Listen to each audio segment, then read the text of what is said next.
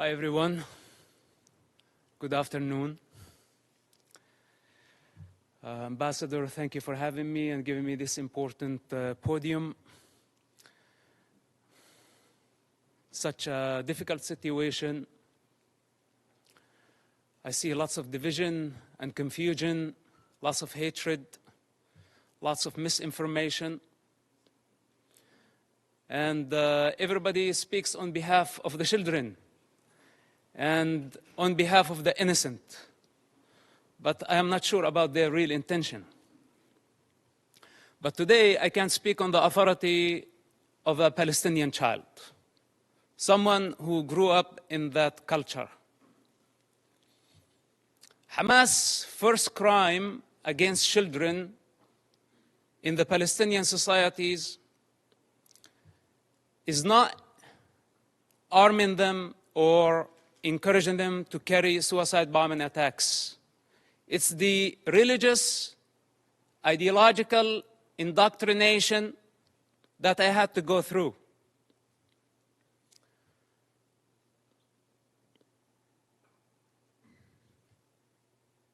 With one intention in mind: to annihilate the state of Israel. This is Hamas' primary goal. In this truth, there is no confusion. I speak as first-hand witness on Hamas and their intention. My father is one of the founders of Hamas movement. I was there when Hamas was born. I was before Hamas was born. And as I said before, I will be there after Hamas is dead.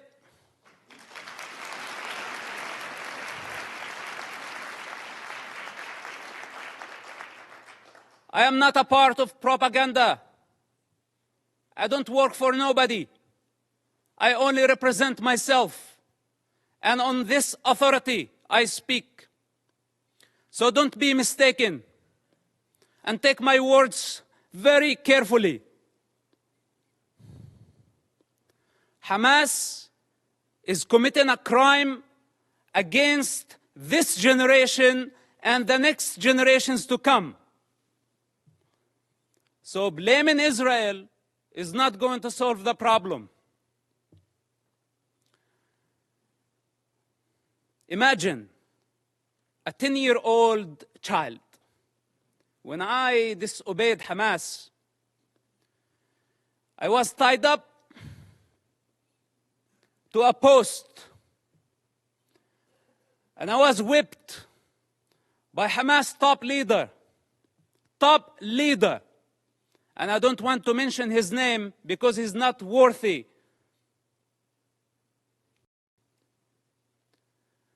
With the electric cable. Every lash, I lost my breath. Until I lost my consciousness. My father was in prison at that time. And this leader thought that he was my mentor. This is Hamas discipline. This is how they wanted me to be. To become a violent savage like them. And the very basic intelligence of a child, when I felt that was not natural, it wasn't. But I had still to go to the mosque to please my mother and please my father and obey this type of monsters. I hate to talk about my personal struggle. And I hate to be in a position to be at defense. He also don't like to be at defense. Because this is what Hamas did to Israel on October 7th. They put all of us at defense. But this doesn't mean that we are not going to win the war.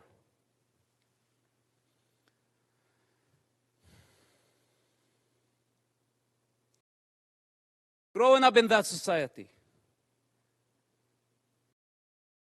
majority of the Palestinians blamed Israel. And as a child, I took it as a Quran. I took it as a holy scripture that Israel was our problem. But then as I grew up, I start identifying the enemy within. The religious authorities, the corrupt leaderships, who basically did not care about children, they did not care about Palestinians, they still don't care about nobody but themselves. And the world has been empowering them against the prey, against the victims. This has to come to an end. Let's put my childhood on the side, because maybe a child does not see things for what they are. Maybe I was very bad. I misbehaved myself as a child to deserve to be beaten up again and again and again by Hamas leaders. And some people say, is it a personal problem? Well, it is a personal problem. Do you have any problem with me having Hamas problem as a personal problem? It is a personal problem. And I swear I will not die before I see Hamas dead. Can I make this a goal to my life?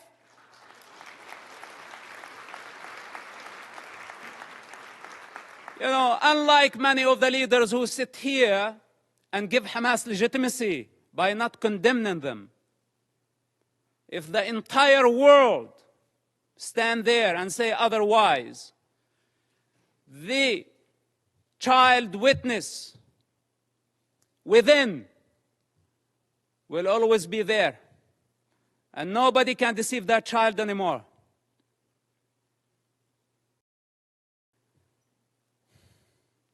Then, as I grew up, I become the Hamas or the Islamic student movement president in our town. And I became part of the movement. It's just out of the love for my father and our family. I had no other choice, which somehow led me to imprisonment at the age of 18, just a few weeks after my 18th birthday. May 28, 1996.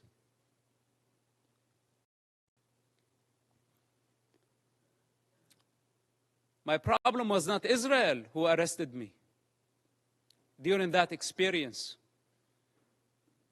It was Hamas again, but this time with a lot more brutality, a lot more pain than the pain I experienced on a personal level. In prison, Hamas tortured and killed hundreds of Palestinian prisoners, Hamas members, because Hamas had suspicion that they were collaborating with the State of Israel. I spent 16 months in that first arrest among Hamas leaders. What was called Al-Majd, Hamas security wing, for those who don't know, this division of Hamas. This security wing, they brutally tortured people, putting needles under their fingernails, burning plastic on their bodies, putting off cigarettes in their skin. The screams of hundreds of prisoners over that period of time. How could I forget? And I don't wish for any of you to go through such experience to realize what type of monster we are dealing with. It's unfortunate that my father helped establish such an organization. And I don't mean to dishonor him. I love my father and I will always do. I'm not here to dishonor my people. I love my people.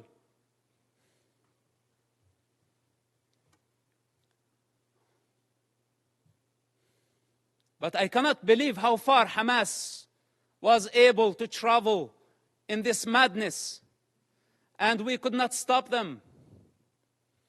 After I was released from prison, I made very hard choices. And I don't have the time to go through all my motives, but yes, I had many motives. Many motives to fight against Hamas, and I still do. And nobody can get in my way. Not even the United Nations.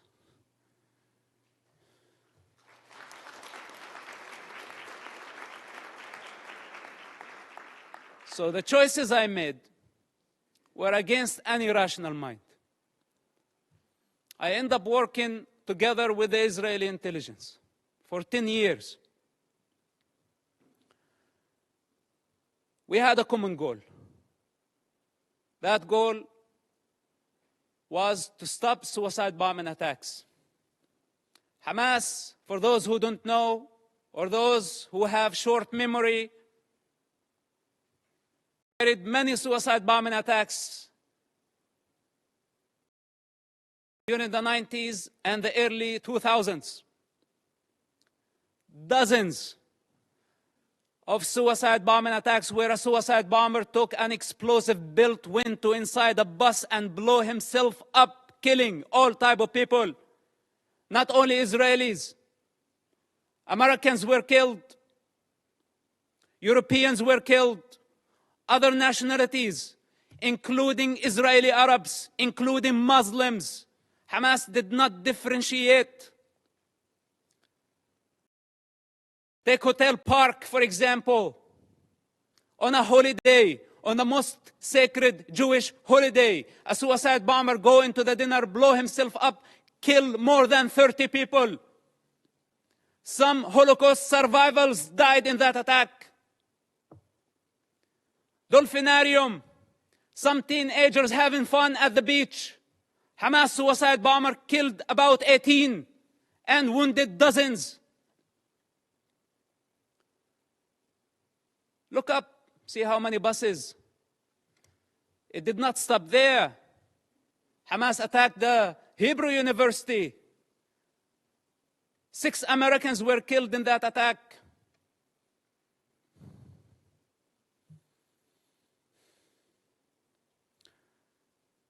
They targeted synagogues. They targeted everywhere. Knowing the Israeli retaliation, they invite violence. They love violence. Hamas, without chaos, cannot survive. It's their climate. This is where they thrive. When the peace process came, if you follow the history of Hamas and their development or their evolution, whatever you want to call it, Hamas, what sabotaged the peace process through suicide bombing attacks.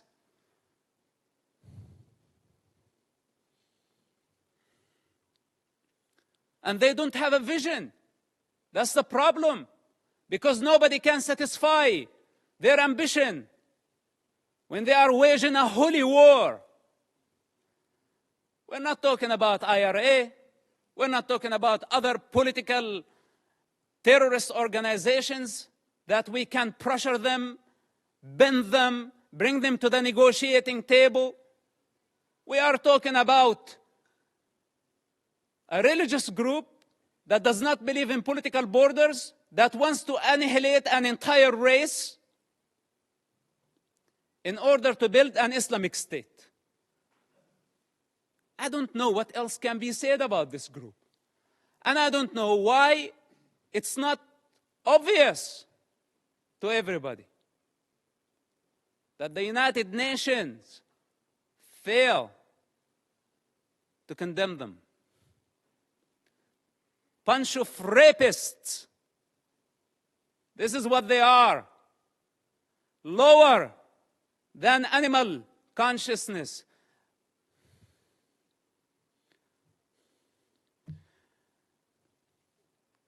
So, I don't speak only on the authority of that child, and someone who grew up in the Palestinian territory, I also speak on the authority of someone who has 10 years of experience in a counterterrorism of the Israeli intelligence.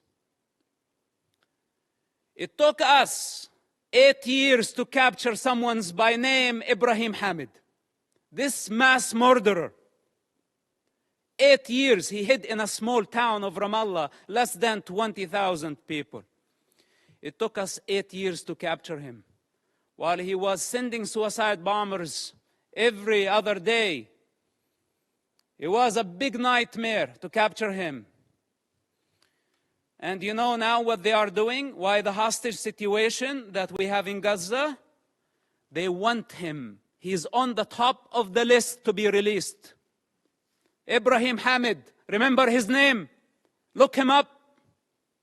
They want mass murderers to go back to the street. And if you ask yourself, the guy that you saw earlier, Yahya Sinwar, with the child and the rifle, this guy was released just recently, part of the prisoner exchange with Israel, when Israel had to release more than 1,000 Hamas members to return one Israeli soldier back to his mother. And Hamas had a taste to that. So they thought this time they can go and bring 200 hostages and more. So they can bring the only true democracy in the Middle East to its knees. This is why it's a very brutal war. For those who are in the intelligence communities, they understand the significance of this. And they know that that Israel cannot release more Hamas terrorists. Because this guy, you saw, Yahya Sinwar, he is the mastermind behind the attacks on October 7th. And how can Israel afford, or how can any of you validate or prove the release of mass murderers back to the street so they can carry a lot more terrorist attacks and hijack an entire society, use hundreds of thousands of people as human shields? Is this our way of solving the problem? We need the correct vision. First of all, we need to identify the origins of suffering, where it's coming from, where does it originate from. We need to identify the disease. Then we can provide the cure. Up to this point, we haven't identified the disease. And for those who know the problem, they don't have the courage to stand and say, we have a problem with Hamas. But most of us have our own calculations. From Russia to China to the rest of the superpowers, given Hamas cover. Hamas gave the attacks on October 7th as a birthday gift to Putin. For those who did not make the connection. And I don't want to go farther. Now nobody's talking about Ukraine, using Hamas as the wild card in the Middle East, igniting a religious war to just divert your attention somewhere else. All those criminals, whether they were high profile or low profile, they are all savages. They are all enemies of children and enemies of humanity. The United Nations and the rest of the international community have empowered con men who used what's so-called Palestinian cause to become richer. They were seeking power and wealth. They did not care about the Palestinian people. As the children of Gaza sink in despair and poverty, leaders of Hamas, along with their families and their entourage, enjoy the Four Seasons Hotel in Doha, Qatar.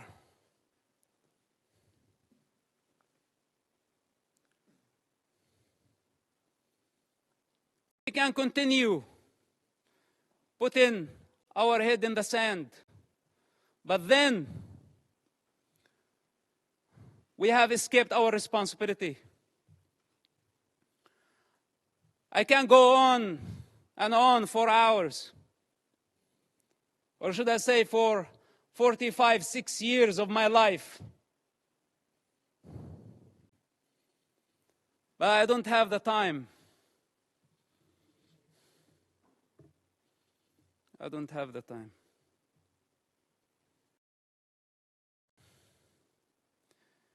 If we don't eradicate Hamas this war and this time, if we don't eradicate them, the next Gaza war is going to be deadlier. It's going to be much greater.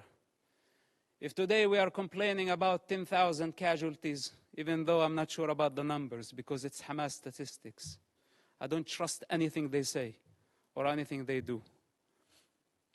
But even if it was true, it's actually a miracle that we have only this number. The next war, we will be talking about hundreds of thousands. This is the 4th war with Hamas and the 5th war in Gaza, because also Islamic Jihad had their own war. If we don't eradicate Hamas and other terrorist groups in Gaza this time and give Gaza back to the people of Gaza, we will give them legitimacy. We will show them that we are afraid. And tomorrow, they will come back with vengeance. What made Hamas attack this time a lot stronger than the past wars? Because under the international pressure, we had to negotiate with them. And we had to give them legitimacy. This is what encouraged them and gave them power. You know, Qatar, for example, it's a member of the United Nations, playing the mediator, etc. They could have fooled me. They are the ones hosting Hamas. They are the ones who have been funding Hamas. Russia, Musa Abu Marzouk, a Hamas top leader, was in Moscow just yesterday. Okay, to be more accurate, a week ago. What's this? Where democracies should be united in fighting such savages. All of us saw Hamas, you call a hostage situation, but you want the true term Hamas uses for this? Booty. It's not even hostages. It's not war prisoners.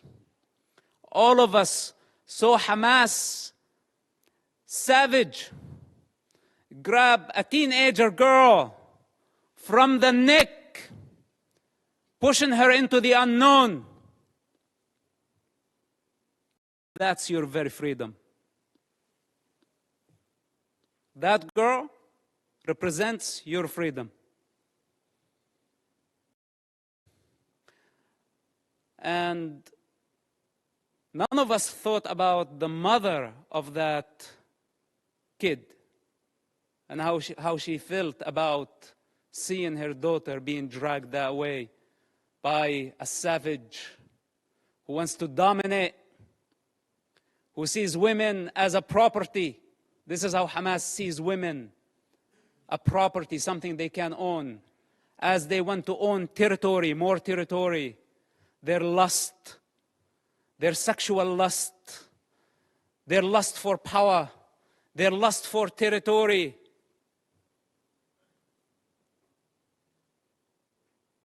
I had to die many times in order to transcend this mentality.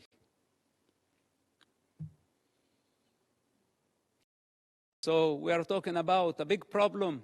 It's beyond Israel. And here is the danger. And with this, I will conclude.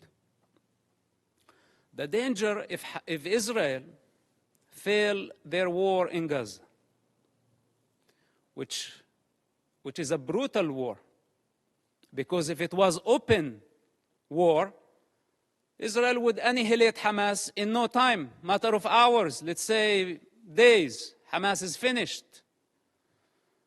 But since Hamas strategy, it's a strategic thing of Hamas to take human shields. This crime cannot be forgiven. None of us should forgive this crime. Gambling with children's blood for political gain, it doesn't get worse than this.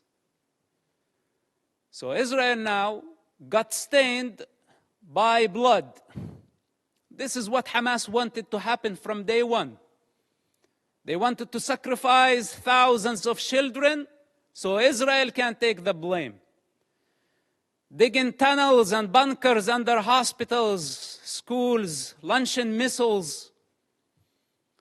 A Hamas misfire, how many people killed at a hospital, and they went so fast to blame Israel, and the rest of the world listened to them and listened to their propaganda.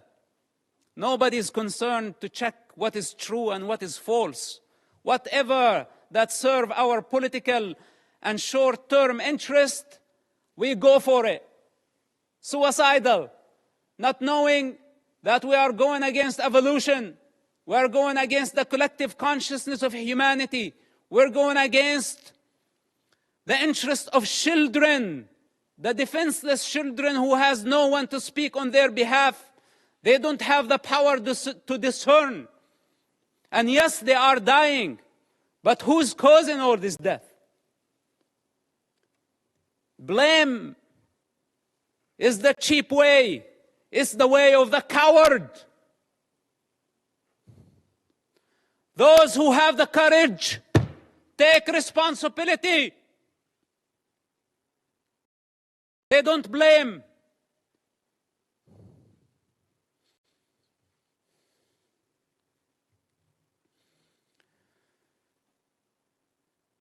If Hamas is not defeated, if Hamas is not eradicated in Gaza, we will set the model. We will give the freedom to so many radical groups around the world, especially in Europe. Because many of ISIS have fled to Europe under civilian cover. They are sleeping cells in Europe. And there is a migrant problem in Europe. And there is an Islamic problem in Europe. And this is just a warning. If you really care for the global security, and I speak as a person who was part of the counterterrorism effort against radical Islamists, if Hamas is not defeated in Gaza, it will inspire many groups around the globe. They will see that few thousands of savages can blackmail the international community, the superpowers, and bring democracies to their knees. Many of them are watching now, and many of them are very happy about how the world is responding. And many of them are satisfied to see the state of confusion and fear and anxiety. This is the time to get united. Because if Israel fails in Gaza, all of us, we will be next. Thank you for listening, and thank you for giving me the opportunity. May God bless all of us and protect our children, not only the Palestinian children, but also the Israeli children. Bring the hostages back to their families. And may God bring peace to this divided world. Thank you very much for listening.